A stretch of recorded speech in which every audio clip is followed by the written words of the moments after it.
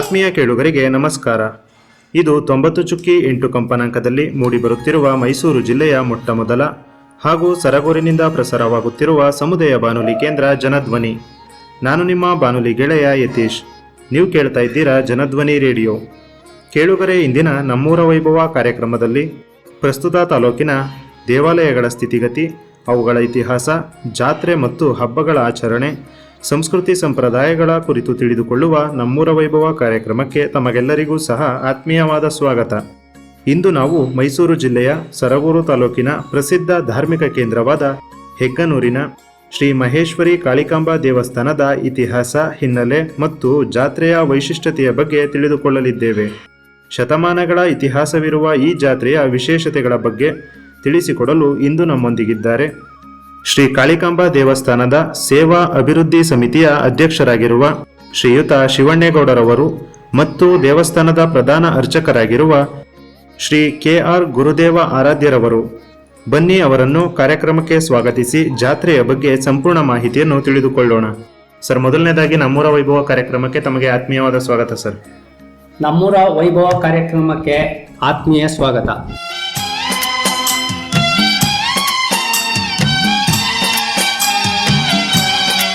Sir, ಪ್ರಥಮವಾಗಿ ತಮ್ಮ ಬಗ್ಗೆ ಒಂದು ಕಿರು ಪರಿಚಯವನ್ನು ನಮ್ಮ ಕೇಳುಗರಿಗೆ ಮಾಡಿಕೊಡೋದಾದ್ರೆ. ಜನಧ್ವನಿ ಬಾನುಲಿ ಕೇಂದ್ರದ ಎಲ್ಲ ವೀಕ್ಷಕರಿಗೂ ಹೆಗ್ಗನೂರು ಶ್ರೀ ಮಹೇಶ್ವರಿ ಕಾಳಮ್ಮನವರ ದೇವಸ್ಥಾನದ ಸೇವಾಭಿವೃದ್ಧಿ ಟ್ರಸ್ಟ್ ಅಧ್ಯಕ್ಷರಾದ ಶ್ರೀ ಶಿವಣ್ಣೇಗೌಡರ ಅನಂತಕೋಟಿ ನಮಸ್ಕಾರಗಳು. ಸರ್, ನಮ್ಮ ಹೆಸರು ಶಿವಣ್ಣೇಗೌಡರು, ಶ್ರೀ ಕಾಳಿಕಾಂಬಾ ದೇವಸ್ಥಾನದ ಸೇವಾಭಿವೃದ್ಧಿ ಟ್ರಸ್ಟ್ ಅಧ್ಯಕ್ಷರು. ನಮ್ಮೂರು ಹೆಗ್ಗನೂರು ಗ್ರಾಮ. ನಮ್ಮ ತಂದೆ ಕುಂಟೇಗೌಡರು, ನಮ್ಮ ತಾಯಿ ಕೆಂಪಮ್ಮನವರು. ಇವರ ಸುಪುತ್ರ ಶ್ರೀ ಶಿವಣ್ಣೇಗೌಡರು. ನಾನು ಶ್ರೀ ಕಾಳಿಕಾಂಬಾ ದೇವಸ್ಥಾನದ ಸೇವಾಭಿವೃದ್ಧಿ ಟ್ರಸ್ಟ್ ಅಧ್ಯಕ್ಷರು. ಎಲ್ರಿಗೂ ನಮಸ್ಕಾರ. ನನ್ನ ಹೆಸರು ಬಂದು KR ಗುರುದೇವ ಆರಾಧ್ಯ, ಶ್ರೀ ಮಹೇಶ್ವರಿ ಕಾಳಿಕಾಂಬಮ್ಮನವರ ದೇವಸ್ಥಾನದ ಪ್ರಧಾನ ಅರ್ಚಕರು. ನಮ್ಮ ತಂದೆ ಹೆಸರು ಬಂದು GK ರವಿಶಂಕರ್ ಅಂತ. ಸರ್, ಈ ಒಂದು ಪುರಾತನವಾದ ದೇವಾಲಯದ ಸಂಪೂರ್ಣ ಇತಿಹಾಸವನ್ನು ನಮ್ಮ ಜೊತೆ ಹಂಚ್ಕೊಳ್ಳೋದಾದ್ರೆ, ಈ ಜಾತ್ರೆ ಇಷ್ಟು ಪ್ರಸಿದ್ಧಿಯಾಗಲು ಇರುವಂತಹ ಐತಿಹಾಸಿಕ ಹಿನ್ನೆಲೆ ಏನು, ಅದರ ಬಗ್ಗೆ ಒಂದಷ್ಟು ಮಾಹಿತಿಯನ್ನ ನಮ್ಮ ಕೇಳುಗರ ಜೊತೆ ಹಂಚ್ಕೊಳ್ಳೋದಾದ್ರೆ. ಹೆಗ್ಗನೂರು ಶ್ರೀ ಮಹೇಶ್ವರಿ ಕಾಳಮ್ಮನವರ ಜಾತ್ರಾ ಮಹೋತ್ಸವ ಇಷ್ಟೊಂದು ವಿಜೃಂಭಣೆಯಿಂದ ನಡೆಯುವುದೆಂದರೆ, ಹಿಂದೆ ಈ ದೇವಸ್ಥಾನದ ಪರಮ ಪೂಜ್ಯರು ಹಾಗೂ ವ್ಯವಸ್ಥಾಪಕರಾದ ಶ್ರೀ ಶ್ರೀ KS ಮೂರ್ತಿ ಸ್ವಾಮೀಜಿಯವರು ಈ ದೇವಸ್ಥಾನವನ್ನು ಪ್ರಾರಂಭೋತ್ಸವ ಮಾಡಿದರು. ಈ ದೇವಸ್ಥಾನವು ಹಿಂದೆ ಯಗಡದನಕೋಟೆ ತಾಲೂಕು ಅಂತರಸಂತೆ ಹೋಬಳಿ ಬೀಚನಹಳ್ಳಿ ಗ್ರಾಮದಲ್ಲಿ ನೆಲೆಸಿತ್ತು. ಈ ದೇವಾಲಯವನ್ನು KS ಮೂರ್ತಿ ಸ್ವಾಮೀಜಿಯವರು ಸ್ಥಾಪಿಸಿದರು. ಕಬಿನಿ ಮುಳುಗಡೆ ಪ್ರಯುಕ್ತ ಶ್ರೀ ಶ್ರೀ KS ಮೂರ್ತಿ ಸ್ವಾಮೀಜಿಯವರು ಶ್ರೀ ಕಾಳಿಕಾಂಬಾ ದೇವಸ್ಥಾನವನ್ನು ಹೆಗ್ಗನೂರಿನಲ್ಲಿ ಹೊಸದಾಗಿ ದೇವಸ್ಥಾನ ನಿರ್ಮಾಣ ಮಾಡಿ ಸ್ಥಾಪಿಸಲಾಯಿತು. 1974ರಲ್ಲಿ ಹೆಗ್ಗನೂರು ಗ್ರಾಮದಲ್ಲಿ ನೆಲೆಸಿದ ಶ್ರೀ ಕಾಳಿಕಾಂಬಾ ದೇವಸ್ಥಾನವು ಪ್ರತಿ ವರ್ಷದಂತೆ ವಿಜೃಂಭಣೆಯಿಂದ ಜಾತ್ರಾ ಮಹೋತ್ಸವ, ಕಾರ್ತಿಕ ಮಾಸ, ಪ್ರತಿ ತಿಂಗಳು ಅಮಾವಾಸ್ಯೆ ಪೂಜೆ ಕಾರ್ಯಕ್ರಮಗಳಲ್ಲಿ ನೆರವೇರಿಸಿಕೊಂಡು ಗ್ರಾಮಸ್ಥರು ಅದ್ಧೂರಿಯಾಗಿ ನಮ್ಮ ದೇವಸ್ಥಾನವನ್ನು ಪೂಜಾ ಕಾರ್ಯಕ್ರಮವನ್ನು ನೆರವೇರಿಸಿಕೊಂಡು ಬರ್ತಿದ್ದಾರೆ.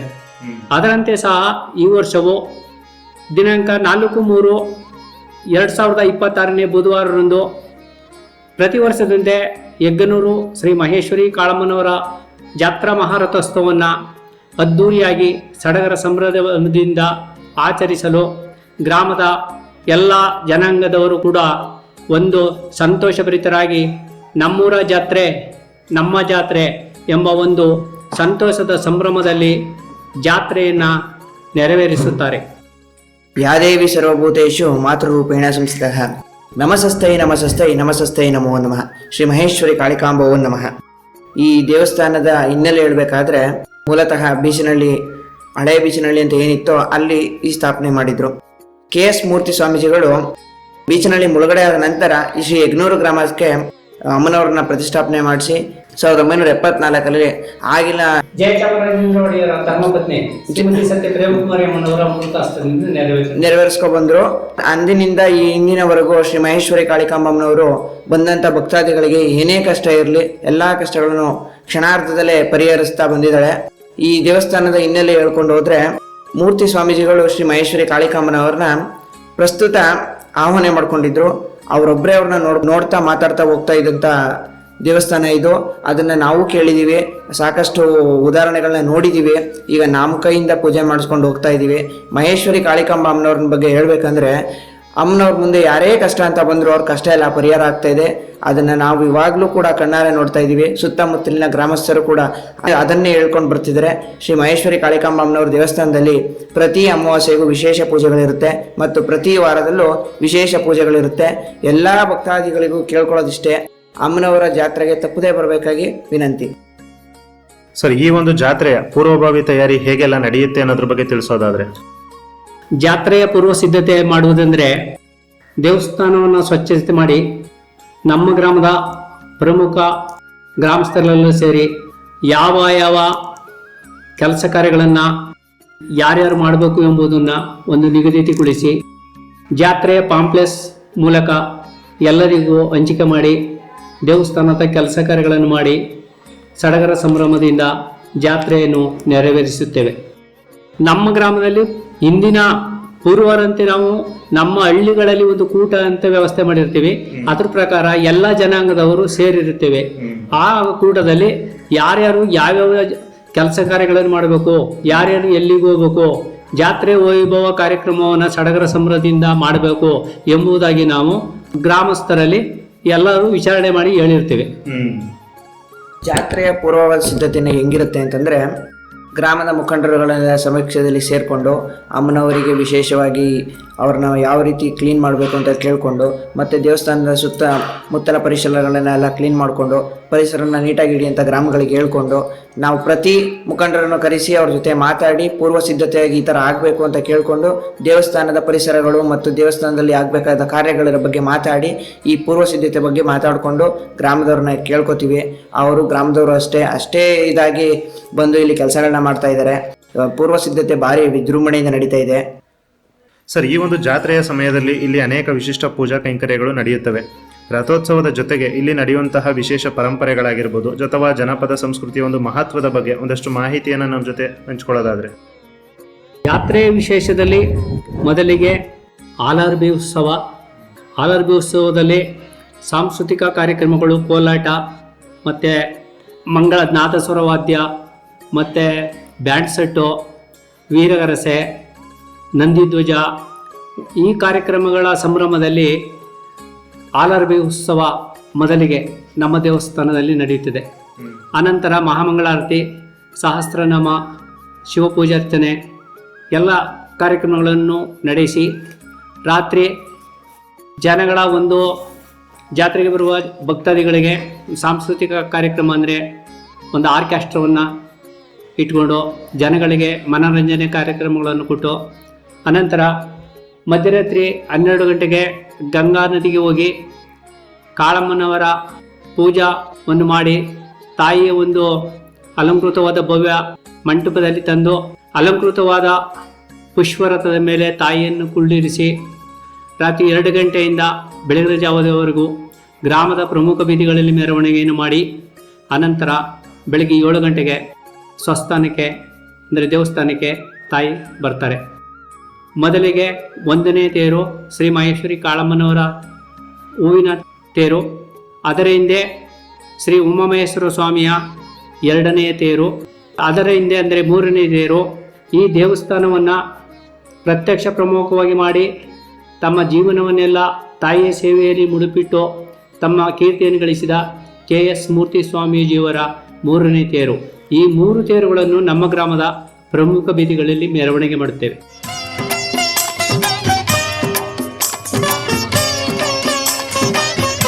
ಸ್ವಸ್ತಿ ಶ್ರೀ ವಿಜಯಮೂರ್ತಿ ಶಾಲಿವಾಹನ ಶಕೆ 1947 ವಿಶ್ವವಾಸ ನಾಮ ಸಂವತ್ಸರ ಉತ್ತರಾಯಣೆ ಶೀರ್ಷಕ ಋಷು ಪಾಲ್ಗುಣ ಮಾಸ ಶುಕ್ಲ ಪಕ್ಷ ಪೂರ್ಣಿಮೆ ತಿಥಿ ಪ್ರಯೋಗವಾಗಿ ಭಾವಕರಣ ಪೂರ್ವ ಪಾಲ್ಗುಣ ನಕ್ಷತ್ರ ದಿನಾಂಕ 3/3/2024 ಮಂಗಳವಾರ. ಅಂದರೆ ಮಂಗಳವಾರ ಸಂಜೆ 6 ಗಂಟೆಯಿಂದನೇ ಕಾರ್ಯಕ್ರಮಗಳು ಮತ್ತು ಪೂಜಾ ಪೂರ್ವ ಸಿದ್ಧತೆಗಳು ನಡೆಯುತ್ತೆ. 7:40ರಿಂದ 9:00ವರೆಗೆ ಹೋಮ, ಪುಣ್ಯ ಮತ್ತು ಗಣಪತಿ ಪೂಜೆ, ನವಗ್ರಹ ಪೂಜೆ, ತಾಯಿಗೆ ಅಷ್ಟೋತ್ತರ, ಅಭಿಷೇಕ ಹಾಗೂ ಸಹಸ್ರನಾಮನ ಮಾಡಿ ಅಮ್ಮನವರ ಮಹಾಮಂಗಳಾರತಿ ಮಾಡಿ ಅಲಂಕಾರ ಮಾಡಿ ಮತ್ತೆ ಮಾರನೇ ದಿನ ಅಂದರೆ 4ನೇ ತಾರೀಕು ಬೆಳಗಿನ ಜಾವ 4 ಗಂಟೆಗೆ ತಾಯಿ ಸನ್ನಿಧಿಯಲ್ಲಿ ಉರುಳು ಸೇವೆ ಸ್ಟಾರ್ಟ್ ಆಗುತ್ತೆ. ಆ ಉರುಳು ಸೇವೆ ಪ್ರಾರಂಭ ಆದಮೇಲೆ 9 ಗಂಟೆಗೆ ನಾವು ಇಲ್ಲಿ ಪಕ್ಕದಲ್ಲೇ ಇರುವಂಥ ನದಿ ತೀರಕ್ಕೆ ಹೋಗಿ ಕಳಶದಲ್ಲಿ ತಾಯಿ ರೂಪವನ್ನು ತಗೊಬರ್ತೀವಿ. ಅಲ್ಲಿಂದ ದೇವಸ್ಥಾನಕ್ಕೆ ಬರೋವರೆಗೆ 1 ಗಂಟೆ ಆಗುತ್ತೆ. ಬೆಳಗ್ಗೆ 9 ಗಂಟೆಯಿಂದ ಕಳಶ ತರೋದು ಸ್ಟಾರ್ಟ್ ಮಾಡಿದ್ರೆ ಅಲ್ಲಿಂದ ತಾಯಿ ಸಂಸ್ಥಾನಕ್ಕೆ ಬರೋದು 1 ಗಂಟೆ, ಮಧ್ಯಾಹ್ನ 1 ಗಂಟೆಗೆ ಆಗುತ್ತೆ. ಮತ್ತೆ 1 ಗಂಟೆ ಆದ ನಂತರ 1:30ಯಿಂದ 2:30ವರೆಗೆ ಮಹಾಮಂಗಳಾರತಿ ಆಗುತ್ತೆ. ಹಾಗೂ ಭಕ್ತ ಜನಶ್ರೀಗಳಿಗೆ ತಾಯಿಯ ದರ್ಶನ ಇರುತ್ತೆ. ಅದಾದ ಮೇಲೆ ಸಂಜೆ 8 ಗಂಟೆಗೆ ಅನ್ನದಾನ ಸಂತರ್ಪಣೆ ಇರುತ್ತೆ. ಇಷ್ಟು ವಿಶೇಷಗಳು ಇಲ್ಲಿ ನಡೆಯುತ್ತೆ. ಇಂದಿನ ದಿನ ವಿಶೇಷ ಹೋಮಗಳು ಅಂದರೆ ಗಣಪತಿ ಹೋಮ, ನವಗ್ರಹ ಹೋಮ, ಮೃತ್ಯುಂಜಯ ಹೋಮ, ತದನಂತರ ಅಮ್ಮಾವೃತ, ದುರ್ಗಿ ಹೋಮ, ಇಷ್ಟು ವಿಶೇಷಗಳ ಪೂಜೆಗಳು ನಡೆಯುತ್ತೆ. ಅದಾದ ಮೇಲೆ ಅಮ್ಮನವರ ನವದುರ್ಗಿಯರ ಪೂಜೆ, ಅದಾದ ಮೇಲೆ ರುದ್ರಾಭಿಷೇಕ, ಅಮ್ಮನವರಿಗೆ ರುದ್ರಾಭಿಷೇಕ ಆಗಿ ಮತ್ತು ಪರಮೇಶ್ವರರಿಗೆ ಮೃತ್ಯುಂಜಯ ಯಾಗ ಮಾಡಿ ಅದಾದ ಮೇಲೆ ಮಧ್ಯರಾತ್ರಿ 1 ಗಂಟೆಗೆ ಮಹಾಮಂಗಳಾರತಿ ಮಾಡ್ತೀವಿ. ಅದಾದ ಮೇಲೆ ತಾಯಿಗೆ ಸೇವೆಗೆಲ್ಲ ಎದ್ದು ಮಾಡ್ತೀವಿ. ನಾವು ಗಮನಿಸಿದಂತೆ ಕೇವಲ ಸ್ಥಳೀಯರಲ್ಲದೆ ರಾಜ್ಯದ ಮೂಲೆ ಮೂಲೆಗಳಿಂದ ಆಗಿರ್ಬೋದು ಅಥವಾ ರಾಜ್ಯದಿಂದ ಹೊರತಾಗಿ ಬೇರೆ ರಾಜ್ಯಗಳಿಂದ ಆಗಿರ್ಬೋದು ಭಕ್ತರು ಇಲ್ಲಿಗೆ ಬರ್ತಾರೆ. ಅವರು ಹರಕೆ ಹೊತ್ತಂತಹ ಭಕ್ತರು ದೇವಿಗೆ ಸಲ್ಲಿಸುವಂತಹ ವಿಶೇಷ ಸೇವೆಗಳ ಬಗ್ಗೆ ಜೊತೆಗೆ ಅವರ ಒಂದು ಅಚಲ ನಂಬಿಕೆಯ ಬಗ್ಗೆ ನಿಮ್ಮ ಅನುಭವವನ್ನು ಹಂಚ್ಕೊಳ್ಳೋದಾದ್ರೆ? ಬೇರೆ ಬೇರೆ ಗ್ರಾಮಗಳಲ್ಲಿ, ದೇಶಗಳಲ್ಲೇ ಆಗಲಿ ಭಕ್ತರು ನಮ್ಮ ದೇವಸ್ಥಾನಕ್ಕೆ ತಾಯಿಯ ಒಂದು ಕೃಪೆ ಕಟಾಕ್ಷಕ್ಕೆ ಒಳಗೊಂಡು ಅವರ ಕಷ್ಟಗಳು ಬಂದಾಗ ತಾಯಿ ನಮ್ಮನ್ನು ಕಾಪಾಡುವ, ನಾವು ನಿನಗೆ ಇಂಥ ಹರಕೆ ಕೊಡ್ತೀವಿ ಅಂತ ಹರಕೆ ಮಾಡಿರ್ತಾರೆ. ಆ ಹರಕೆದಾರರು ಜಾತ್ರೆಯ ಕಾಲದಲ್ಲಿ ಬಂದು ತಾಯಿಯ ಸೇವೆಯನ್ನು ಮಾಡಿ ತಮ್ಮ ಹರಕೆಯನ್ನು ತಾಯಿಗೆ ಸಲ್ಲಿಸಿ ತಮ್ಮ ಒಂದು ಮನದ ಕಷ್ಟವನ್ನು ಪರಿಹಾರ ಮಾಡಿದಂಥ ತಾಯಿಗೆ ತಮ್ಮ ಸಾಷ್ಟಾಂಗ ನಮಸ್ಕಾರವನ್ನು ಅರ್ಪಿಸಿ ಹೋಗುತ್ತಾರೆ. ಬೇರೆ ರಾಜ್ಯಗಳಿಂದ ಬರ್ತಾರೆ. ತಮಿಳುನಾಡು, ಕೇರಳ ಮತ್ತು ಮೈಸೂರು ಬಿಟ್ಟರೆ ಬೆಂಗಳೂರು, ಗ್ರಾಮಾಂತರ, ಬೆಂಗಳೂರು ಆ ಕಡೆ ಪ್ರಾಂತ್ಯದಿಂದ ಬರ್ತಾರೆ. ಹರಕೆಗಳು ಅಂತಂದ್ರೆ ಜಾತ್ರೆ ದಿನ ತೂಕದ ಬೆಲ್ಲ, ಅಂದ್ರೆ ಅವರ ತೂಕಕ್ಕೆ ಎಷ್ಟು ಇರಬೇಕು ಅದು ಬೆಲ್ಲ ಕೊಡ್ತಾರೆ, ಕುಂಕುಮ ಕೊಡ್ತಾರೆ. ತಾಯಿ ಸೇವೆನ ಯಾವ ತರ ಮಾಡ್ಬೇಕು, ಉರುಳು ಸೇವೆ ಮಾಡ್ತಾರೆ. ಈ ಗ್ರಾಮಕ್ಕೆ ಅಂತಂದ್ರೆ ಈ ತಾಯಿಗೆ ಸಾಕಷ್ಟು ಜನ ಭಕ್ತಾದಿಗಳಿದ್ದಾರೆ. ನಮ್ಮ ರಾಜ್ಯವನ್ನು ಬಿಟ್ಟು ಹೊರತು ರಾಜ್ಯಗಳಲ್ಲೂ ಸಾಕಷ್ಟು ಭಕ್ತಾದಿಗಳಿದ್ದಾರೆ.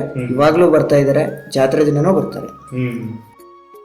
ಆದ್ರೆ ನಮ್ಮ ಸ್ಥಳೀಯರಲ್ಲದೆ ನಮ್ಮ ರಾಜ್ಯದಲ್ಲಾಗಿರ್ಬೋದು, ನಮ್ಮ ರಾಜ್ಯವನ್ನು ಹೊರತುಪಡಿಸಿದಂತೆ ಬೇರೆ ರಾಜ್ಯಗಳಿಂದ ತಮಿಳುನಾಡು, ಕೇರಳ ಪ್ರತಿಯೊಂದು ಕಡೆಯಿಂದಾನು ಬರ್ತಾ ಇದ್ದಾರೆ.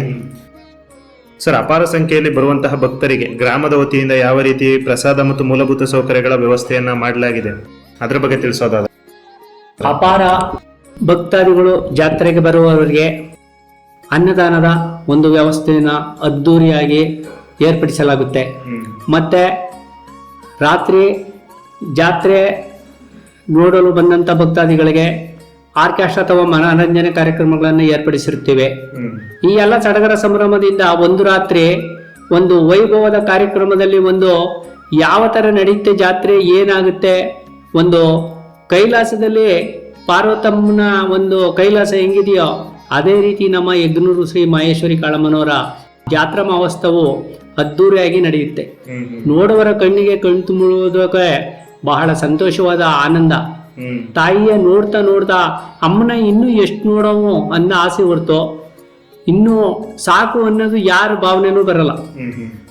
ಭಕ್ತಾದಿಗಳಲ್ಲಿ ಅಮ್ಮನ್ನ ನೋಡ್ಬೇಕು ಅನ್ನೋದು ಒಂದು ಆಸೆ. ಅಷ್ಟು ಒಂದು ವೈಭವದಿಂದ ನಡೆಯುವ ಜಾತ್ರೆ ಯಗ್ನೂರು ಶ್ರೀ ಮಹೇಶ್ವರಿ ಕಾಳಮ್ಮನವರ ಜಾತ್ರಾ ಮಹಾರಥೋತ್ಸವ. ಸರ್, ದೇವಿಯ ಒಂದು ವಿಗ್ರಹ ಮತ್ತು ಇಲ್ಲಿನ ಪೂಜಾ ಮೂರ್ತಿಯ ವಿಶೇಷತೆಗಳೇನು? ಇಲ್ಲಿನ ಆಚರಣಾ ಪದ್ಧತಿ ಇತರ ದೇವಸ್ಥಾನಗಳಿಗಿಂತ ಹಾಗೂ ರಥೋತ್ಸವಗಳಿಗಿಂತ ಹೇಗೆ ಭಿನ್ನವಾಗಿದೆ ಅನ್ನೋದ್ರ ಬಗ್ಗೆ ತಿಳಿಸೋದಾದ್ರೆ? ಬೇರೆ ದೇವಸ್ಥಾನಗಳಿಗೆ ಹೋಲಿಕೆ ಆದರೆ ಇಲ್ಲಿರುವಂಥ ಮೂರ್ತಿನೇ ಒಂಥರ ಅಪಾರವಾದ ಮತ್ತೆ ತುಂಬಾ ವಿಭಿನ್ನವಾಗಿದೆ. ಏನಕ್ಕೆ ಅಂತಂದ್ರೆ ಇಲ್ಲಿರುವಂಥ ಆ ತಾಯಿಯ ಮುಖ ಚಾವಣೆ ಏನಿದೆ, ಆ ಮುಖ ಬೇರೆ ದೇವರುಗಳಲ್ಲಾಗಲಿ ಬೇರೆ ವಿಗ್ರಹಗಳಲ್ಲಾಗಲಿ ಕಾಣಬರಲ್ಲ. ಇಲ್ಲಿ ಅಮ್ಮನವರು ಪ್ರತಿ ಸಮಯಕ್ಕೂ ತನ್ನ ಭಾವಗಳನ್ನ ಬದಲಾಯಿಸೋ ಬರ್ತಾ ಇದ್ದಾರೆ. ಅದನ್ನ ಪ್ರಸ್ತುತವಾಗಿ ಸಾಕ್ಷಿ ಅಂದ್ರೆ ನಾವೇ ಇರ್ಬೋದು. ಯಾಕಂದ್ರೆ ಬೆಳಗ್ಗೆಯಿಂದ ಮಧ್ಯಾಹ್ನದವರ ಪೂಜೆಯಲ್ಲಿ ಅವರ ಮುಖ ಭಾವನೆ ಬೇರೆ ತರ ಇರುತ್ತೆ, ಮಧ್ಯಾಹ್ನದಿಂದ ಸಂಜೆವರೆಗೆ ಬೇರೆ ತರ ಇರುತ್ತೆ, ಸಂಜೆಯಿಂದ ರಾತ್ರಿವರೆಗೆ ಬೇರೆ ತರ ಇರುತ್ತೆ. ಅದು ಯಾವ ತರ ನಾವು ಕ್ಯಾಲ್ಕುಲೇಟ್ ಮಾಡ್ತೀವಿ ಅಂತಂದ್ರೆ ಪ್ರತಿ ಸಮಯದಲ್ಲೂ ಒಂದೊಂದು ಫೋಟೋ ತಗೊಂಡಿದ್ದೀವಿ. ಅದನ್ನ ಪರೀಕ್ಷೆ ಮಾಡೋಕ್ಕೆ ಅಂತಾನೆ ಫೋಟೋ ತಗೊಂಡು ಇದು ಮಾಡಿ. ಈ ವಿಗ್ರಹ ಮೂಲತಃ ಹೆಚ್ಚು ಕಮ್ಮಿ ಇಲ್ಲಿಗೆ 50 ವರ್ಷ ಆಯ್ತು ವಿಗ್ರಹ ಮಾಡಿಸಿ. ಆ ವಿಗ್ರಹ ಅವತ್ತಿಂದ ಇವತ್ತಿರೋಗಿ ಯಾವ ತರ ಇದೆ ಅದೇ ರೀತಿ ಇದೆ. ಒಂದೇ ಸ್ವಲ್ಪ ಕಪ್ಪು ಚುಕ್ಕಿ ಇದಾಗಿಲ್ಲ, ಒಂದು ಸ್ವಲ್ಪ ಬಿಳುಪಾಗಿಲ್ಲ. ಹಂಗಾಗಿ ಅಮ್ಮನವರಲ್ಲಿ ಜೀವದ ಕಡೆ ಸಾಕ್ಷಾತ್ ಅಮ್ಮನೇ ಕೂತಿರೋ ಥರ ಇದೆ ವಿಗ್ರಹ. ಅಭಯಹಸ್ತದಿಂದ ಕೂತಿದ್ದಾಳೆ. ವಿಗ್ರಹ ಸುತ್ತಮುತ್ತಲಿನ ಎಲ್ಲೇ ಗ್ರಾಮಗಳಲ್ಲಿ ಹೋಗಿ ನೋಡ್ಕೊ ಬನ್ನಿ, ಈ ವಿಗ್ರಹ ಎಲ್ಲೂ ಇಲ್ಲ. ಯಾವಾಗಲೂ ನಗುಮುಖದಲ್ಲಿ ಕೂತಿದ್ದಾಳೆ. ನಗುಮುಖದ ಒಡತಿ ಅಂತಲೇ ಹೇಳ್ಬೋದು ಕಾಳಮ್ಮನಿಗೆ. ಸೊ ಇಷ್ಟು ಹೇಳಕ್ಕೆ ಇಷ್ಟಪಡ್ತೀವಿ. ಸರ್, ಈ ಒಂದು ಜಾತ್ರೆ ಎಷ್ಟು ದಿನಗಳವರೆಗೆ ನಡೆಯುತ್ತೆ, ಜೊತೆಗೆ ಆ ದಿನಗಳ ವಿಶೇಷತೆ ಏನೇನೆಲ್ಲ ಇರುತ್ತೆ ಅನ್ನೋದ್ರ ಬಗ್ಗೆ ತಿಳಿಸೋದಾದ್ರೆ? ಈ ಜಾತ್ರೆ ಪ್ರಸ್ತುತ ಒಂದು ದಿನಕ್ಕೆ ಸೀಮಿತ. ಬುಧವಾರ ದಿನ 4ನೇ ತಾರೀಕು 3/2026 ಬುಧವಾರ ಒಂದು ದಿನ ಪ್ರಸ್ತುತ. ಬೆಳಗ್ಗೆ ಬ್ರಾಹ್ಮಿ ಮುಹೂರ್ತದಲ್ಲಿ ಅಂದರೆ 4 ಗಂಟೆಗೆ ಉರುಳು ಸೇವೆ ಸ್ಟಾರ್ಟ್ ಆಗುತ್ತೆ. ಉರುಳು ಸೇವೆಯಿಂದ 9 ಗಂಟೆಗೆ ನಾವು ಇಲ್ಲಿ ಪಕ್ಕದಲ್ಲಿ ನದಿಗೆ ಹೋಗಿ ಕಳಶ ತಗೊಬರ್ತೀವಿ. ಕಳಶ ತಂದು ಅಮ್ಮನವರಿಗೆ ಉಯ್ಯಾಲೆ ಸೇವೆ ಇರುತ್ತೆ. ಉಯ್ಯಾಲೆ ಸೇವೆಯಿಂದ ಅಮ್ಮ ಪಟ್ಟಕ್ಕೆ ಕುಳಿತುಕೊಳ್ಳೋದು. ಆ ಪಟ್ಟಕ್ಕೆ ಕುಳಿತುರೋದ್ರಿಂದ 1 ಗಂಟೆಯಿಂದ ಮಧ್ಯರಾತ್ರಿ 1ರವರೆಗೂ ಅಮ್ಮ ಭಕ್ತಾದಿಗಳಿಗೆ ದರ್ಶನ ಕೊಡ್ತಾಳೆ. ಮತ್ತೆ 1 ಗಂಟೆಯಿಂದ ರಥೋತ್ಸವ ನಡೆಯುತ್ತೆ. ಇದು ಪ್ರಸ್ತುತ ಒಂದೇ ದಿನಕ್ಕೆ ಸೀಮಿತ. ಈ ಜಾತ್ರೆ ಒಂದೇ ದಿನ ನಡೆದ್ರು ಬಹಳ ವಿಜೃಂಭಣೆಯಿಂದ ನಡೆಯುತ್ತೆ. ನಮ್ಮ ಸುತ್ತಮುತ್ತಲ ತಾಲೂಕಲ್ಲೇ ಒಳ್ಳೆ ಹೆಸರಾದಂಥ ಜಾತ್ರೆ. ಜಾತ್ರೆಯ ವಿಶೇಷದಲ್ಲಿ ಮನರಂಜನೆ ಕಾರ್ಯಕ್ರಮವನ್ನು ಅದ್ದೂರಿಯಾಗಿ ಏರ್ಪಡಿಸುವುದು ಅಂದರೆ, ಮನರಂಜನೆ ಕಾರ್ಯಕ್ರಮ ಅಥವಾ ಆರ್ಕೆಸ್ಟ್ರಾ ಏರ್ಪಡಿಸಿ ರಾತ್ರಿ 9 ಗಂಟೆಗೆ ಈ ಒಂದು ವ್ಯವಸ್ಥೆಯನ್ನು ಪ್ರಾರಂಭಗೊಳಿಸುತ್ತೇವೆ. ಕರ್ನಾಟಕದ ಖ್ಯಾತಿಯ ನಿರೂಪಕ ಹಾಗೂ ಕಾಮಿಡಿ ಕಿಲಾಡಿಗಳು ಖ್ಯಾತೆಯ ಮಿಮಿಕ್ರಿ ಶಾಮ್ ಅರ್ಪಿಸುವ ಮಿಲನ್ ಮ್ಯೂಸಿಕಲ್ ಕಾಮಿಡಿ ಇವರಿಂದ ಸಾಂಸ್ಕೃತಿಕ ಕಾರ್ಯಕ್ರಮ ಮತ್ತು ಆರ್ಕೆಸ್ಟ್ರಾವನ್ನು ಏರ್ಪಡಿಸಿದ್ದೇವೆ. ಈ ಕಾರ್ಯಕ್ರಮದಲ್ಲಿ ಸಿಸಾಮ್ ಸರಿಗಮಪ ಖ್ಯಾತೆಯ 21ರ ರನ್ನರ್ ಆಫ್ ಟ್ಯಾಮೆಸ್ ಸರಿಗಮಪ ಖ್ಯಾತೆಯ ಮತ್ತು ಕಾಮಿಡಿ ಕಿಲಾಡಿಗಳು ಖ್ಯಾತೆಯ ಜಗ್ಗಪ್ಪ ಮತ್ತು ಸುಸ್ಮಿತಾ ಇವರಿಂದ ಅದ್ದೂರಿಯಾದ ಕಾಮಿಡಿ ಮತ್ತು ಮ್ಯೂಸಿಕಲ್ ವೈಟ್ ಇರುತ್ತದೆ. ಯುವ ಹಿನ್ನೆಲೆ ಗಾಯಕರು ಲೋಕೇಶ್ ಗಾನವ, ಉಪ್ಪಿ ಮಹೇಶ್, ಆರ್.ಕೆ. ಧನುಷ್, ಯುವ ಗಾಯಕಿಯರಾದ ಪ್ರೀತಿ, ಸಿಂಚನ ಮತ್ತು ಸರಿಗಮಪ ಖ್ಯಾತೆಯ 2017 ಮತ್ತು 18ರ ವರ್ಣ ಚೌಹಾಣ್ ಹಾಗೂ PCD ಡ್ಯಾನ್ಸ್ ಟೀಮ್ ಬೆಂಗಳೂರು ಇವರಿಂದ ಈ ಒಂದು ಮನರಂಜನೆ ಕಾರ್ಯಕ್ರಮ ಅಥವಾ ಆರ್ಕೆಸ್ಟ್ರಾವನ್ನು ಅದ್ದೂರಿಯಾಗಿ ಏರ್ಪಡಿಸಲಾಗಿದೆ.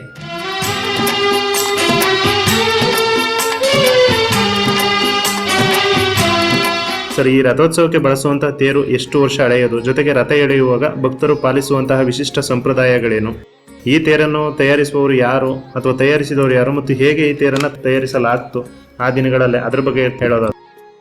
ನಮ್ಮ ಯಗ್ಗನೂರು ಶ್ರೀ ಮಹೇಶ್ವರಿ ಕಾಳಿಕಾಂಬಮ್ಮನವರ ರಥೋತ್ಸವದ ತೇರನ್ನು ಹಿಂದೆ ಬೀಚನಹಳ್ಳಿ ಗ್ರಾಮದಲ್ಲಿ ಪರಮ ಪೂಜ್ಯ ಶ್ರೀ KS ಮೂರ್ತಿ ಸ್ವಾಮೀಜಿಯವರು ಅವರ ಒಂದು ಕೃಪಾಕಟಾಕ್ಷದಿಂದ ಈ ತೇರನ್ನು ಅದ್ಧೂರಿಯಾಗಿ ಮಾಡಿಸಿದರು. ಆ ತೇರನ್ನೇ ಇವತ್ತಿಗೂ ಕೂಡ ಮೊದಲನೆಯದ ತೇರು ಶ್ರೀ ಮಹೇಶ್ವರಿ ಕಾಳಮ್ಮನವರ ತೇರನ್ನೇ ಮುಂದೆ ಮೆರವಣಿಗೆ. ಅದರ ಹಿಂದೆ 1974ರಲ್ಲಿ ಯಗ್ಗನೂರು ಗ್ರಾಮಕ್ಕೆ ಹೊಸದಾಗಿ ದೇವಸ್ಥಾನ ನಿರ್ಮಿಸಿ ಬಂದ ಸ್ವಾಮೀಜಿಯವರು 2ನೇ ತೇರು ಶ್ರೀ ಉಮಾಮಹೇಶ್ವರ ಸ್ವಾಮಿ ತೇರನ್ನು ಅವರೇ ಕೂಡ ತಮ್ಮ ಅಭಿಪ್ರಾಯದಿಂದ ಮಾಡಿಸಿದರು. ಶ್ರೀ ಉಮಾಮಹೇಶ್ವರ ಸ್ವಾಮಿ ತೇರನ್ನು ಕೂಡ 2ನೇ ತೇರು, ಕಾಳಮ್ಮನವರ ಮೊದಲನೇ ತೇರಿನ ಹಿಂದೆ 2ನೇ ತೇರನ್ನು ಮೆರವಣಿಗೆ. ಶ್ರೀ KS ಮೂರ್ತಿ ಸ್ವಾಮೀಜಿಯವರು 2015ನೇ ಇಸ್ವಿಯಲ್ಲಿ ತಾವು ಶಿವೈಕ್ಯರಾದ ನಂತರ ನಮ್ಮ ಗ್ರಾಮಸ್ಥರು ಶ್ರೀ KS ಮೂರ್ತಿ ಸ್ವಾಮೀಜಿಯವರ ಒಂದು ತೇರನ್ನು ಕೂಡ ಗ್ರಾಮಸ್ಥರು ಮಾಡಿಸಿದರು. ಆ ಶ್ರೀ KS ಮೂರ್ತಿ ಸ್ವಾಮೀಜಿಯವರ ತೇರೆ 3ನೇ ತೇರು. ಈ 3 ತೇರು ಅಂದರೆ ತ್ರಿತೇರಿನ ಮೆರವಣಿಗೆ ನಮ್ಮ ಯಗ್ಗನೂರು ಗ್ರಾಮದಲ್ಲಿ ಶ್ರೀ ಮಹೇಶ್ವರಿ ಕಾಳಮ್ಮನವರ ಜಾತ್ರಾ ಮಹಾರಥೋತ್ಸವದಲ್ಲಿ ಅದ್ದೂರಿಯಾಗಿ ಸಡಗರ ಸಂಭ್ರಮದಿಂದ ಪುಷ್ಪರಥವಾಗಿ ಲೈಟಿಂಗ್ಸ್ ಮೂಲಕ ಬಣ್ಣ ಬಣ್ಣದ ವಿದ್ಯುತ್ ದೀಪಗಳಿಂದ ಅಲಂಕೃತವಾದ ತೇರುಗಳನ್ನು ಅನೇಕ ವಾದ್ಯ, ಬ್ಯಾಂಡ್ ಸೆಟ್, ಮಂಗಳವಾದ್ಯ, ಕೋಲಾಟ, ನಗಾರಿಕಾಯಿ, ನಂದಿ ಧ್ವಜ ಕಂಬೆ ಕುಣಿತ ಇದರ ಮೂಲಕವಾಗಿ ನಮ್ಮ ಗ್ರಾಮದ ಪ್ರಮುಖ ಬೀದಿಗಳಲ್ಲಿ ಮೆರವಣಿಗೆಯನ್ನು ಮಾಡುತ್ತೇವೆ. ಸರ್, ಈ ಒಂದು ಜಾತ್ರೆಯು ಜಾತಿ ಮತದ ಭೇದವಿಲ್ಲದೆ ಎಲ್ಲ ಧರ್ಮದ ಜನರನ್ನ ಹೇಗೆ ಒಗ್ಗೂಡಿಸ್ತಾ ಇದೆ, ಜೊತೆಗೆ ಇಲ್ಲಿನ ಸಾಮುದಾಯಿಕ ಸೌಹಾರ್ದತೆಯ ಬಗ್ಗೆ ನಿಮ್ಮ ಅಭಿಪ್ರಾಯವನ್ನ ಹಂಚಿಕೊಳ್ಳೋದಾದ್ರೆ? ಯಗ್ಗನೂರು ಶ್ರೀ ಮಹೇಶ್ವರಿ ಕಾಳಮ್ಮನವರ ಜಾತ್ರಾ ಮಹಾರಥೋತ್ಸವಕ್ಕೆ ನಮ್ಮ ಗ್ರಾಮದ ಎಲ್ಲ ಜನಾಂಗದವರು ಹಾಗೂ ಹಿರಿಯರು, ಯುವಕರು ಎಲ್ಲ ಸೇರಿ ನಮ್ಮ ಜಾತ್ರೆಯನ್ನು ಪ್ರತಿ ವರ್ಷದಂತೆ ಮಾಡಬೇಕು ಎಂದು ಒಂದು ನಿರ್ಧಾರದ ಒಂದು ಕಾರ್ಯಕ್ರಮವನ್ನು ಕೈಗೊಂಡು ಪ್ರತಿ ಎಲ್ಲ ಜನಾಂಗದವರು ಕೂಡಿ ನಮ್ಮ ಜಾತ್ರೆಯನ್ನು ಜಾತಿ ಭೇದ ಇಲ್ಲದೆ ಅದ್ಧೂರಿಯಾಗಿ ಸಡಗರ ಸಂಭ್ರಮದಿಂದ ಆಚರಿಸುತ್ತೇವೆ. ಸರ್, ಇಂದಿನ ಕಾಲದ ಜಾತ್ರೆಗೂ ಮತ್ತು ಇಂದಿನ ಆಧುನಿಕ ಕಾಲದ ಜಾತ್ರೆಗೂ ನೀವು ಕಾಣುವಂತಹ ಮುಖ್ಯ ಬದಲಾವಣೆಗಳೇನು? ಇಂದಿನ ಕಾಲದ ಜಾತ್ರೆಗೂ ಈಗಿನ ಕಾಲದ ಜಾತ್ರೆಗೂ ಬದಲಾವಣೆಗಳು ಅಂದರೆ, ಇಂದಿನ ಕಾಲದಲ್ಲಿ ಇಷ್ಟೊಂದು ನಾಡ್ಲಾಡ್ಜ್ ಇತ್ತಿಲ್ಲ. ಇಂದಿನ ಕಾಲದವರು ಬಿದಿರಿನ ಅಚ್ಚೆಯಿಂದ ತೇರುಗಳನ್ನು ಕಟ್ಟಿ ಬಣ್ಣ ಬಣ್ಣದ ಉಡುಪುಗಳಿಂದ ಸೀರೆಗಳಿಂದ ತೇರನ್ನು ಶೃಂಗಾರ ಮಾಡಿ, ಆವಾಗ ಧ್ವನಿವರ್ಧಕ ಬಹಳ ಕಮ್ಮಿ, ಮೈಕ್ ಸೆಟ್ ಎಲ್ಲಿ ಅಪರೂಪ. ಆ ಒಂದು ಮೈಕ್ ಸೆಟ್ ಮೂಲಕ, ಜನರೇಟರ್ ಮೂಲಕ ಜಾತ್ರೆಗಳನ್ನ ಆಚರಿಸುತ್ತಿದ್ದರು. ಅಂದರೆ ಈ ಒಂದು ಕಾಲದಲ್ಲಿ ನಾಡ್ಲಾಡ್ಜ್ ಜಾಸ್ತಿ ಆದರಿಂದ ವಿದ್ಯಾ ಜಾಸ್ತಿ ಆಗಿ ಇರುವುದರಿಂದ ಈಗಿನ ಕಾಲದ ಜಾತ್ರೆಗಳಲ್ಲಿ ತೇರು, ಲೈಟಿಂಗ್ಸು, ವಾದ್ಯಗೋಷ್ಠಿ ಮತ್ತೆ DJ ಈ ಎಲ್ಲ ಸಾಂಸ್ಕೃತಿಕ ಕಾರ್ಯಕ್ರಮಗಳು ಕಂಡು ಬಂದಲ್ಲಿ ಈಗಿನ ಕಾಲದ ಜಾತ್ರಾ ವೈಭವ ಬಹಳ ನೋಡುವುದಕ್ಕೆ ಬಹಳ ಕಣ್ಣು ತುಂಬ ನೋಡಿ ಸಂತೋಷ ಪಡುವ ಜಾತ್ರೆಗಳು. ಇದರ ವಿಶೇಷ ಲೈಟಿಂಗ್ಸೇ ಒಂದು ದೊಡ್ಡ ಒಂದು ಕೈಲಾಸ ತರ ಕಾಣುತ್ತೆ. ಯಾವ ದೇವಾಲಯಗಳಲ್ಲಿ ಜಾತ್ರೆಗೆ ಹೋದ್ರೂ ಒಂದು ಲೈಟಿಂಗ್ಸ್ ನಿಂದ ಒಂದು ಜಾತ್ರೆ ಸಂಭ್ರಮವ ಕಣ್ಣು ತುಂಬಿಕೊಳ್ಳುವ ನೋಡೋ ಸಾಧ್ಯತೆ ಕಾಣುತ್ತೆ. ಅದರಿಂದ ಈಗಿನ ಕಾಲದ ಜಾತ್ರೆಗಳಲ್ಲಿ ಅದ್ದೂರಿ ಜಾತ್ರೆಗಳನ್ನು ಮಾಡುತ್ತಾರೆ. ಸರ್, ಇಂದಿನ ಈ ಯುವ ಪೀಳಿಗೆ ಈ ಪರಂಪರೆಯನ್ನು ಉಳಿಸ್ಕೊಂಡು ಹೋಗೋದಿಕ್ಕೆ ಯಾವೆಲ್ಲ ರೀತಿಯ ಒಂದು ಪ್ರೇರೇಪಣೆ ಅಗತ್ಯವಾಗಿದೆ? ಈಗಿನ ಪೀಳಿನವರು ಜಾತ್ರೆಯನ್ನು ನಡೆಸಿಕೊಂಡು ಹೋಗುವುದಂದ್ರೆ, ನಾವು ಯುವಕರಿಗೆ ಒಂದು ಈ ಜಾತ್ರೆಯ ಸಡಗರ ಸಂಭ್ರಮದ ಕೆಲವು ಕಾರ್ಯಕ್ರಮಗಳನ್ನು ನಮ್ಮ ಹಿರಿಯರ ಜೊತೆ ಕೈ ಜೋಡಿಸಿ, ನೀವು ಒಂದು ಈ ಜಾತ್ರೆಯ ಒಂದು ಕಾರ್ಯಕ್ರಮದಲ್ಲಿ ತಿಳುವಳಿಕೆಯನ್ನು ತಗೊಂಡು ಮುಂದೆ ನೀವೇ ಇಂದಿನ ಯುವಕರೇ ಮುಂದಿನ ಹಿರಿಯರು ಹಾಗೆ ಈ ಒಂದು ನಮ್ಮ ಹೆಗ್ಗನೂರು ಕಾಳಮ್ಮನವರ ಜಾತ್ರೆಯನ್ನು ಯಶಸ್ವಿಯಾಗಿ ನಡೆಸ್ಕೊಂಡು ಹೋಗಬೇಕು ಅಂತ ನಾವು ಸಾಕಷ್ಟು ಯುವಕರನ್ನ ನಮ್ಮ ಜೊತೆಗೆ ಕರ್ಕೊಂಡು ಜಾತ್ರೆಯ ಸಕಲ ಸಿದ್ಧತೆಗಳನ್ನು ನೆರವೇರಿಸುತ್ತೇವೆ. ಸರ್, ಈ ಒಂದು ಜಾತ್ರೆಯನ್ನು ಸುಗಮವಾಗಿ ನಡೆಸಲು ಭಕ್ತರ ಬೆಂಬಲ ಆಗಿರ್ಬೋದು, ಸ್ಥಳೀಯ ಸಾರ್ವಜನಿಕರ ಬೆಂಬಲ ಆಗಿರ್ಬೋದು, ಜೊತೆಗೆ ಪೊಲೀಸ್ ಇಲಾಖೆಯ ಬೆಂಬಲ ಆಗಿರ್ಬೋದು, ಎಷ್ಟು ಪ್ರಾಮುಖ್ಯತೆಯನ್ನು ಹೊಂದಿರುತ್ತೆ? ಹೆಗ್ಗನೂರು ಮಹೇಶ್ವರಿ ಕಾಳಮ್ಮನವರ ಜಾತ್ರಾ ಮಹೋತ್ಸವಕ್ಕೆ ನಮಗೆ ಪೊಲೀಸ್ ಇಲಾಖೆಯಿಂದ ಸಾಕಷ್ಟು ನಮಗೆ ಬೆಂಬಲವನ್ನು ಕೊಡುತ್ತಾರೆ. ಮತ್ತು ನಮ್ಮ ತಾಲೂಕಿನ ತಹಸೀಲ್ದಾರರು ಅವರು ಕೂಡ ನಾವು ಜಾತ್ರೆಯನ್ನು ಮಾಡಬೇಕು ಅಂತ ಅರ್ಜಿಯನ್ನು ಕೊಟ್ಟಾಗ ನಮಗೆ ಜಾತ್ರೆ ಲೈಸೆನ್ಸನ್ನು ಕೊಡ್ತಾರೆ. ಎಲ್ಲರೂ ನಮಗೆ ಸಹಾಯ ಮಾಡಿ ನಮ್ಮ ಜಾತ್ರೆಯನ್ನು ಯಶಸ್ವಿಗೊಳಿಸುತ್ತಾರೆ. ಸರ್, ಕೊನೆಯದಾಗಿ ಜಾತ್ರೆಗೆ ಬರುವಂತಹ ಭಕ್ತರಿಗೆ ಮತ್ತು ಜನಧ್ವನಿ ಕೇಳುಗರಿಗೆ ಜೊತೆಗೆ ತಾಲೂಕಿನ ಜನತೆಗೆ ಒಂದು ಕಿವಿ ಮಾತನ್ನ ಹೇಳೋದಾದ್ರೆ ಏನಂತ ಹೇಳೋದಿಕ್ಕೆ ಬಯಸ್ತೀರಾ? ಹೆಗ್ಗನೂರು ಶ್ರೀ ಮಹೇಶ್ವರಿ ಕಾಳಮ್ಮನವರ ಜಾತ್ರೆಗೆ ಬರುವ ಶತಕೋಟಿ ಭಕ್ತಾದಿಗಳಿಗೂ ಶ್ರೀ ಕಾಳಿಕಾಂಬಾ ದೇವಸ್ಥಾನದ ಸೇವಾಭಿವೃದ್ಧಿ ಟ್ರಸ್ಟ್ ಅಧ್ಯಕ್ಷರಾದ ಶಿವಣ್ಣೇಗೌಡರ ಅನಂತ ಕೋಟಿ ವಂದನೆಗಳನ್ನು ಅರ್ಪಿಸುತ್ತೇನೆ. ಎಲ್ಲರೂ ಹೆಗ್ಗನೂರು ಶ್ರೀ ಮಹೇಶ್ವರಿ ಕಾಳಮ್ಮನವರ ಜಾತ್ರೆಗೆ ಬನ್ನಿ, ತಾಯಿಯ ಸೇವೆಯನ್ನು ಮಾಡಿ ತಮ್ಮ ಒಂದು ಮನದ ಚಿಂತೆಯನ್ನು ಕಳೆದು ಸಂತೋಷಭರಿತರಾಗಿ ತಾಯಿಯ ಸೇವೆಯನ್ನು ಮಾಡಿ ತಮ್ಮ ತಮ್ಮ ಗ್ರಾಮಗಳಿಗೆ ಹೋಗಬೇಕಾಗಿ ತಮ್ಮಲ್ಲಿ ವಿನಂತಿಸುತ್ತೇನೆ. ಇದು ಕೇವಲ ಒಂದು ಜಾತ್ರೆಯಲ್ಲ, ಸಾವಿರಾರು ಭಕ್ತರ ನಂಬಿಕೆ ಮತ್ತು ಸಂಸ್ಕೃತಿಯ ಜೀವಂತ ಸಂಕೇತ. ನಮ್ಮ ಬಿಡುವಿಲ್ಲದ ಜೀವನದ ನಡುವೆ ಇಂತಹ ಪುಣ್ಯಕ್ಷೇತ್ರಗಳಿಗೆ ಮತ್ತು ಪುರಾತನ ಜಾತ್ರೆಗಳಲ್ಲಿ ಪಾಲ್ಗೊಳ್ಳುವುದರಿಂದ ಮನಸ್ಸಿಗೆ ನೆಮ್ಮದಿ ಸಿಗುವುದಷ್ಟೇ ಅಲ್ಲದೆ ನಮ್ಮ ಪೂರ್ವಜರು ಉಳಿಸಿ ಹೋದ ಇಂತಹ ಭವ್ಯ ಪರಂಪರೆಯನ್ನು ಮುಂದಿನ ಪೀಳಿಗೆಗೆ ದಾಟಿಸುವ ಜವಾಬ್ದಾರಿ ಕೂಡ ನಮ್ಮ ಮೇಲಿದೆ. ನಮಗಾಗಿ ಇಷ್ಟೊಂದು ಅಮೂಲ್ಯ ಸಮಯ ನೀಡಿ ನಮ್ಮೊಂದಿಗೆ ಇಷ್ಟೆಲ್ಲ ಅಮೂಲ್ಯ ಮಾಹಿತಿಯನ್ನು ಹಂಚಿಕೊಂಡಿದ್ದಕ್ಕಾಗಿ ತಮಗೆ ತುಂಬು ಹೃದಯದ ಧನ್ಯವಾದಗಳು ಸರ್. ನಮ್ಮ ಜೊತೆ ಇಷ್ಟು ಸಮಯದಲ್ಲಿ ಕುರಿತು ಹೆಗ್ಗನೂರು ಶ್ರೀ ಮಹೇಶ್ವರಿ ಕಾಳಮ್ಮನವರ ಜಾತ್ರೆ ವಿಶೇಷವನ್ನು ಮಾತನಾಡಿ ಸಹಸ್ರ ಸಂಖ್ಯೆಯಲ್ಲಿ ಎಲ್ಲ ಗ್ರಾಮಗಳಿಗೂ ಈ ಒಂದು ಧ್ವನಿ ವರ್ಧಕ ಮೂಲದಿಂದ ತಿಳಿಸಿಕೊಟ್ಟಂತ ತಮ್ಮ ಬಾನುಲಿ ಕೇಂದ್ರಕ್ಕೆ ನನ್ನ ಅನಂತ ಕೋಟಿ ವಂದನೆಗಳನ್ನು ಅರ್ಪಿಸುತ್ತೇನೆ. ಪ್ರಿಯ ಕೇಳುಗರೆ, ಇದುವರೆಗೂ ನಮ್ಮೂರ ವೈಭವ ಕಾರ್ಯಕ್ರಮದಲ್ಲಿ ಸರಗೂರು ತಾಲೂಕಿನ ಹೆಗ್ಗನೂರು ಗ್ರಾಮದಲ್ಲಿರುವ ಶ್ರೀ ಮಹೇಶ್ವರಿ ಕಾಳಿಕಾಂಬಾ ದೇವಸ್ಥಾನದ ಇತಿಹಾಸ, ಹಿನ್ನೆಲೆ ಮತ್ತು ಜಾತ್ರಾ ವೈಶಿಷ್ಟ್ಯತೆಯ ಕುರಿತು ಶ್ರೀ ಕಾಳಿಕಾಂಬಾ ದೇವಸ್ಥಾನದ ಸೇವಾ ಅಭಿವೃದ್ಧಿ ಸಮಿತಿಯ ಅಧ್ಯಕ್ಷರಾಗಿರುವ ಶ್ರೀಯುತ ಶಿವಣ್ಣೇಗೌಡರವರಿಂದ ಹಾಗೂ ದೇವಸ್ಥಾನದ ಪ್ರಧಾನ ಅರ್ಚಕರಾಗಿರುವ ಶ್ರೀ KR ಗುರುದೇವಾರಾಧ್ಯರವರಿಂದ ಮಾಹಿತಿಯನ್ನು ತಿಳಿದುಕೊಂಡೆವು. ಇದೇ ರೀತಿ ಮತ್ತೊಂದು ದೇವಾಲಯದ ವಿಶೇಷತೆ ಕುರಿತು ಮುಂದಿನ ನಮ್ಮೂರ ವೈಭವ ಕಾರ್ಯಕ್ರಮದಲ್ಲಿ ತಮ್ಮೆಲ್ಲರನ್ನೂ ಭೇಟಿಯಾಗುತ್ತೇನೆ. ಅಲ್ಲಿಯವರೆಗೂ ಕೇಳ್ತಾ ಇರಿ ಜನಧ್ವನಿ ಸಮುದಾಯ ಬಾನುಲಿ ಕೇಂದ್ರ 90.8 ಕಂಪನಾಂಕದಲ್ಲಿ ಸರಗೂರಿನಿಂದ ಪ್ರಸಾರವಾಗುತ್ತಿದೆ. ಧನ್ಯವಾದಗಳು. ನಮ್ಮಮ್ಮ ಜಗದಂಬೆಯೇ ಶಿರಸಂಗಿ ಪುರವಾಸಿ ಮಹಾದೇವಿಯೇ ಶಿರಬಾಗಿ ಶರಣೆಂದೆ ಸಿರಿ ಮಾತೆಯೇ ಕಾಲ ಮುಗಿದು ಶರಣು ಎಂದೇ ವರ ಒಂದ